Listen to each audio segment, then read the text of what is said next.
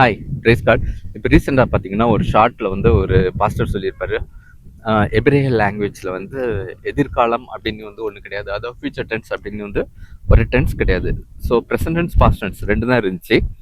So அதனால் அதில் எழுதியிருக்கக்கூடிய வாக்குத்தத்தங்கள் எல்லாமே பார்த்தீங்கன்னா இப்போ வந்து நான் உன்னை ஆசீர்வதிக்கவே ஆசீர்வதிப்பேன் அந்த மாதிரி ஒரு வசனம் இருக்குன்னா நான் உன்னை ஆசீர்வதிக்கிறேன்னு தான் படிக்கணும்.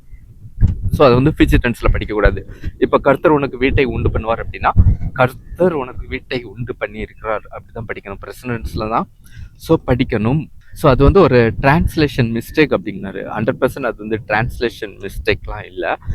ஆக்சுவலாக பார்த்தீங்கன்னா இப்போ வந்து ஹீப்ரூ லாங்குவேஜில் வந்து ஃபியூச்சர் டென்ஸ் அப்படின்னு ஒரு டென்ஸ் வந்து இருக்குது. ஆனால் பழைய ஏற்பாடு காலத்தில் பார்த்தீங்கன்னா அந்த பாஸ்டர் சொன்ன மாதிரியே ஒரு ஃபியூச்சர் டென்ஸ் அப்படின்னு ஒன்று இல்லை. ஆனால் என்னன்னா அதை வந்து அந்த யூத மக்கள் வந்து ஈஸியாக அண்டர்ஸ்டாண்ட் பண்ணிப்பாங்க. இது வந்து எதிர்காலத்துக்கு கொடுக்கப்பட்டது அப்படின்ட்டு. இப்போ ஆபிரகாம் குறித்து வந்து தேவன் நிறைய வாக்குத்தத்தங்கள் கொடுக்குறாரு. உன்னே வந்து ஒரு பெரிய ஜாதியாக்குவேன். ஸோ அப்போ அவர் வந்து பெரிய ஜாதியாக இருக்காருன்னா இல்லை. ஸோ ஆனால் அந்த டைமில் வந்து அவருக்கு எப்படி கொடுக்கப்பட்டிருக்குன்னா ஜாதியாக ஆக்குகிறேன் அந்த மாதிரி தான் ரிட்டனில் வந்து இருந்திருக்கும். ஸோ அவங்க எப்படி அதை அண்டர்ஸ்டாண்ட் பண்ணியிருப்பாங்க, இது வந்து எதிர்காலம் அப்படின்னு ஈஸியாக அண்டர்ஸ்டாண்ட் பண்ணியிருப்பாங்க. அதை பார்த்தீங்கன்னா ஒரு 2 மெத்தடில் வந்து அண்டர்ஸ்டாண்ட் பண்ணுவாங்க. என்னென்னா ஒன்று வந்து இம்பர்ஃபெக்ட், அதாவது வாக்குத்தத்தங்கள் எல்லாமே பார்த்தீங்கன்னா இம்பர்ஃபெக்ட் அப்படின்னு அவங்க சூஸ் பண்ணுவாங்க.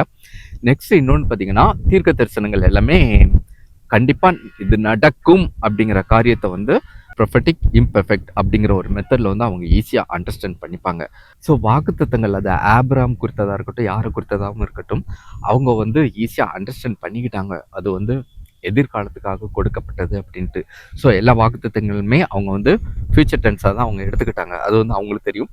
அதனால தான் நம்மளுக்கு வேதத்தில் வந்து அதை எதிர்காலமாகவே நான் உன்னை பெரிய ஜாதியாக்குவேன், கர்த்தர் உனக்கு வீட்டை உண்டு பண்ணுவார்.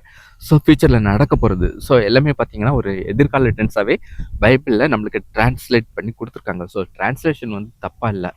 இன்னொரு விஷயம் பார்த்தீங்கன்னா பழைய ஏற்பாட்டு காலத்திலே ஒரு சில விஷயங்கள் வந்து இறந்த காலமாக கொடுக்கப்பட்டிருக்கும். அதாவது நடக்க போகிற காரியத்தை நடந்து முடிஞ்ச மாதிரி எழுதியிருக்கும்.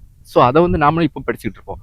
எப்படி பார்த்தீங்கன்னா இப்போ ஐசாயால வந்து இயேசு கிறிஸ்து பற்றி சொல்லப்பட்ட காரியங்கள், நமக்கு ஒரு பாலகன் கொடுக்கப்பட்டார். ஸோ கொடுக்கப்பட்டார் அப்படிங்கிறது வந்து இறந்த காலம்.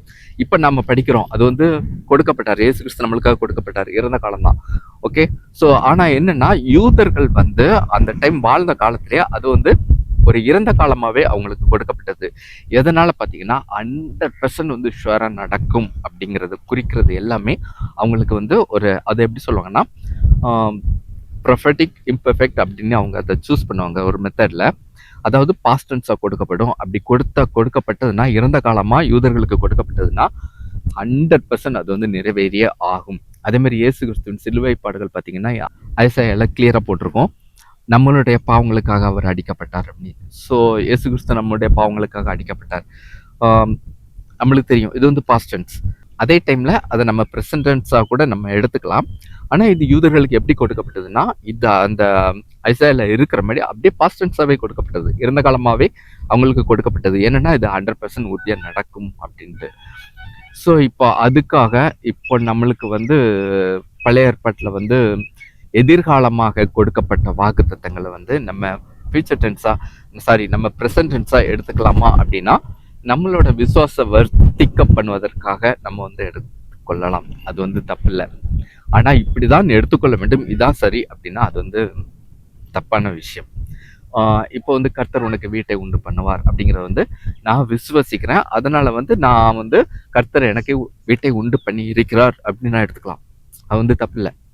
பட் இது வந்து பைபிளில் வந்து தப்பாக டிரான்ஸ்லேட் பண்ணப்பட்டிருக்கு, இப்படி தான் நான் படிக்கணும் அப்படின்னு நினச்சோம்னா அது ராங். ஏன்னா அது வந்து எதிர்காலமாக தான் கொடுக்கப்பட்டிருக்கு. ஸோ விசுவாசத்துக்காக வேண்டி எடுத்துக்கொள்ளலாம், அது வந்து தப்பே இல்லை. God bless you.